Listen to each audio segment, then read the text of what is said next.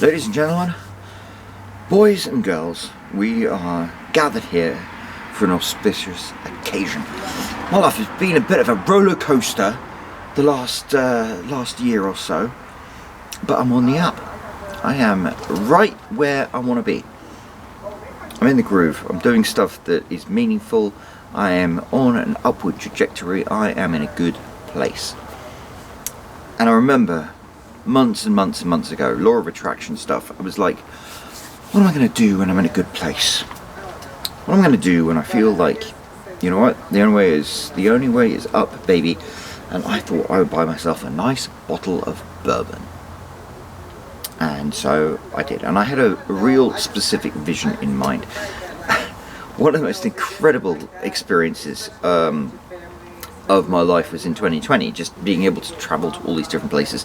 And I went to Wyoming, of all places. And it's funny, the context of why I was going there is because, like, Wyoming is a really disadvantaged place, and you know, all these people have disadvantages that you need to assist them with.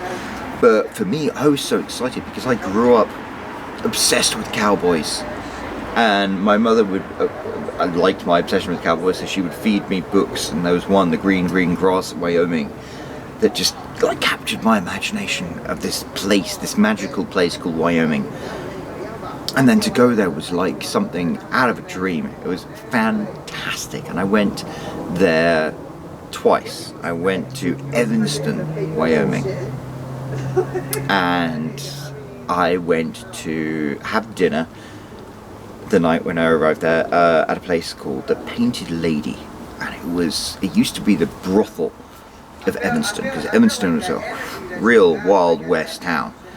And it had been closed down for years, and then they reopened it as a bar, and they've been slowly opening these things, and it was just, oh my god, it was a place.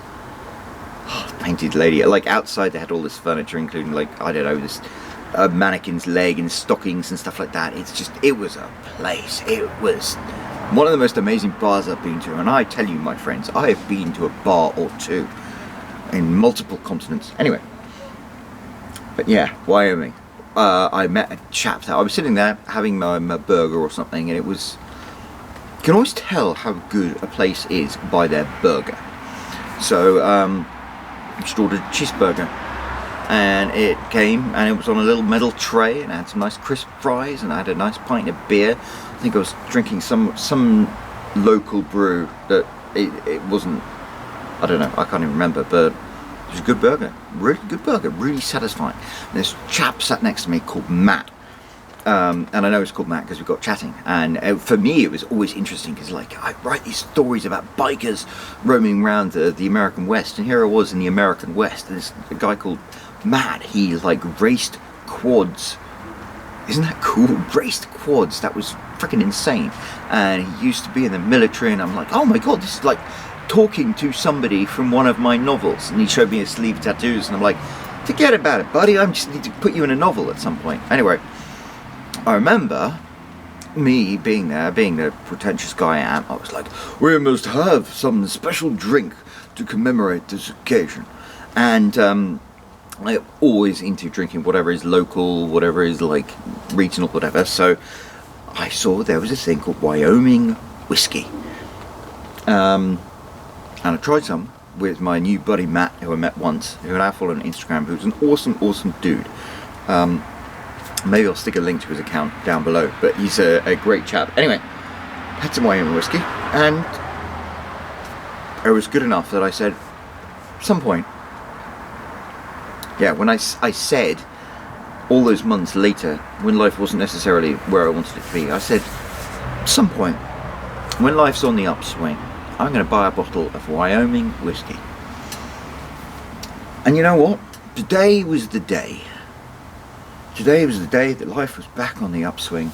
And so I went out and bought myself a bottle of Wyoming whiskey. Been a long time coming. It's funny, my local liquor store, which I'm quite familiar with, yeah, they brought this in for a while, and I every time I go in, I'm like, you know what? When my ship comes in, mate, I'm buying that. And yeah, ships come in.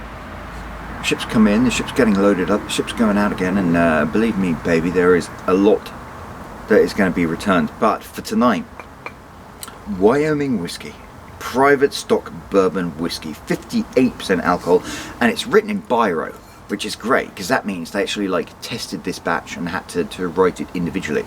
It says here, 116 proof for the same reason. Private selection.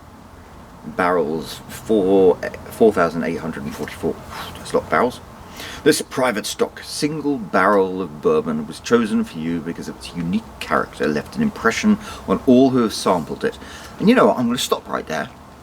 People don't give the blurbs that get written on the back of bottles nearly enough credit. I'm just going to say this is very true. Its unique character left an impression on all who have sampled it. And here I am, 2,500 miles away from Wyoming, and I bought this bottle of whiskey because I sampled it and it left an impression on me. So there you know what? Whoever wrote this, good on you, mate. Ancient limestone water, high prairie grains, and 5 years in the best charred American oak made this bourbon what it is. It is 240 bottles that can't be found anywhere else, and this bottle is yours. Distilled and bottled by Wyoming Whiskey Incorporated, Kirby, Wyoming. Matured in charred white oak barrels. This is legit. Now, it takes a lot to make whiskey. It's like, to make whiskey, you have to, if you were, it's not like a microbrewery or something. There are gazillions of microbreweries popping up right now, and that's fine. You can make a beer in a few weeks, and that's great. So you can start making a profitable product in a few weeks. To make whiskey requires years, and I say that because where my grandmother came from, my grandparents, little town called Dingwall near Inverness in Scotland, and Dingwall has just opened up a distillery, and they've only been able to make gin for the first few years because to make whiskey you need to age something in oak barrels. That's what gives it the beautiful brown colour to it. And so that means if you start a business, you can't produce a product for 5 years. And so, like Dingwall Distillery, I really want to get a bottle of their gin. They started producing gin because you can produce gin like pretty much instantaneously because it doesn't require any aging. And then in the background, they can have these things that they age for 4 years. So my point is, I knew I would get there eventually, I promise, is that like what Wyoming Whiskey has produced is 5 years of work. 5 years of hard labour without any payoff, and then with an uncertain payoff. And I think that's something worth celebrating. That's part of the Wild West spirit. That's part of what I love about America. And I don't know. So look, I'm going to open this and I'm going to have a dram with you. Because when I was in Wyoming with that chap Matt, I enjoyed this and it left an impression on me. So I'm going to drink it now and see if it leaves an impression on me this time too. Oh, it smells creamy. Does that sound ridiculous? I don't know.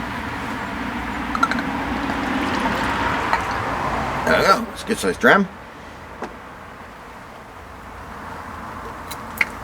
It does. It smells kind of creamy. There we go. It's got a beautiful, beautiful amber colour to it. I hate having this beard. I really need to figure out what I'm doing with this hair and this beard.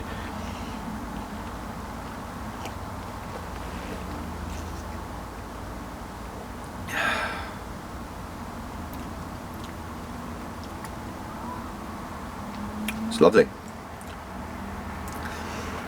And it's funny, I've been drinking some Ezra Brooks recently, and that's got like this warm toasty feeling that gets right back in your throat. This is much more fiery along the insides of your jaw, and it's very sweet because of the corn, but I like that.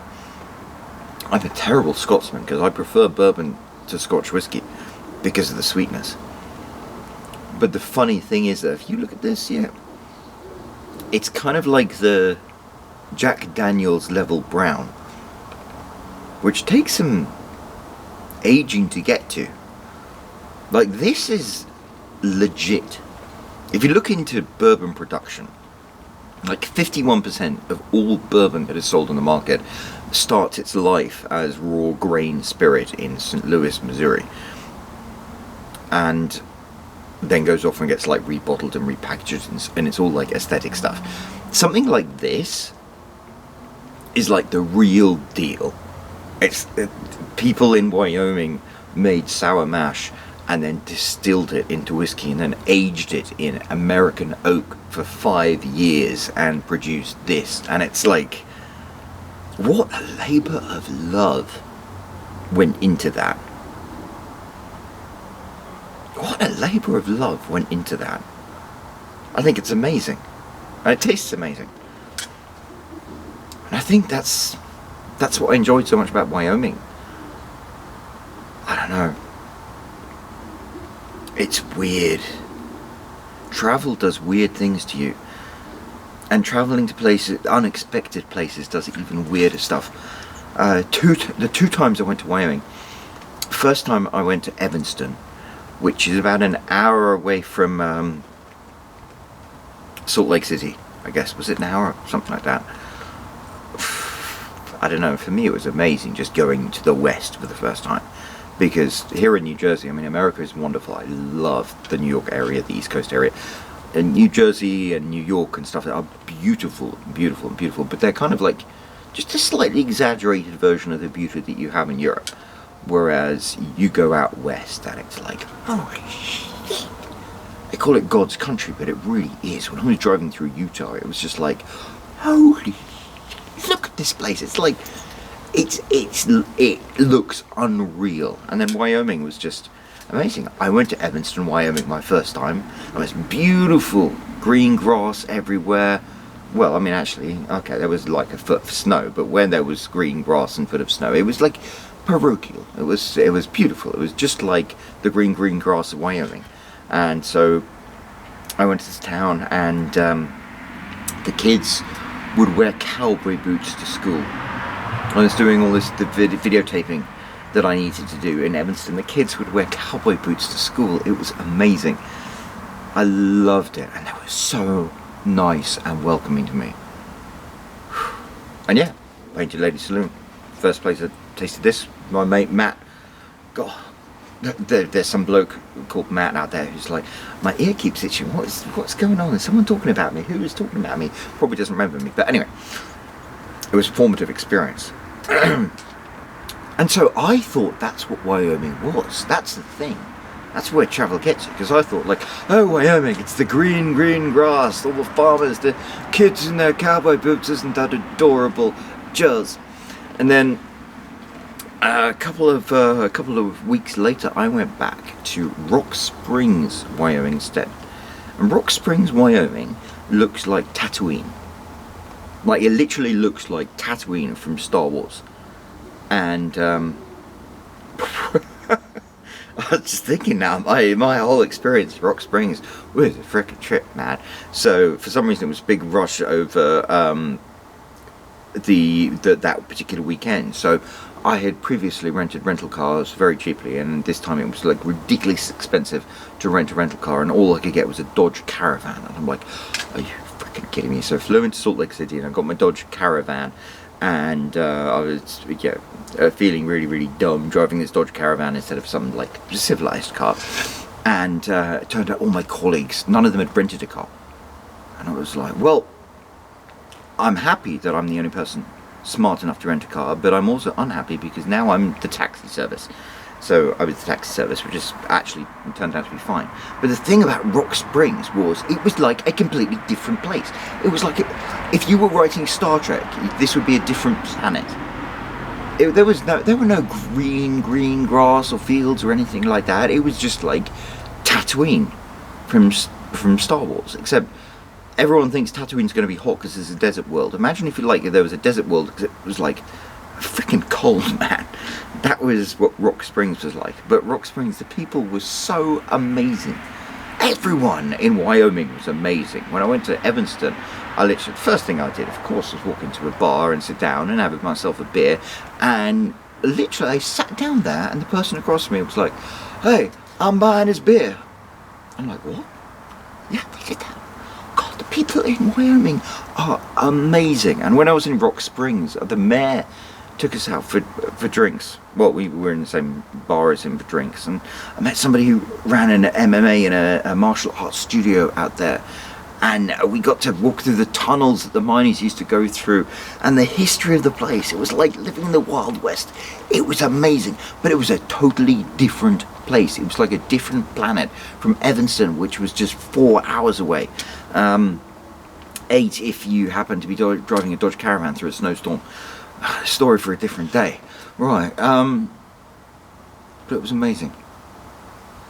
And those are the only two that I thought I would be given the opportunity to go and see more places in Wyoming, but unfortunately the pandemic hit, and then life hit, and life hits quite hard sometimes, but one rises to meet a challenge.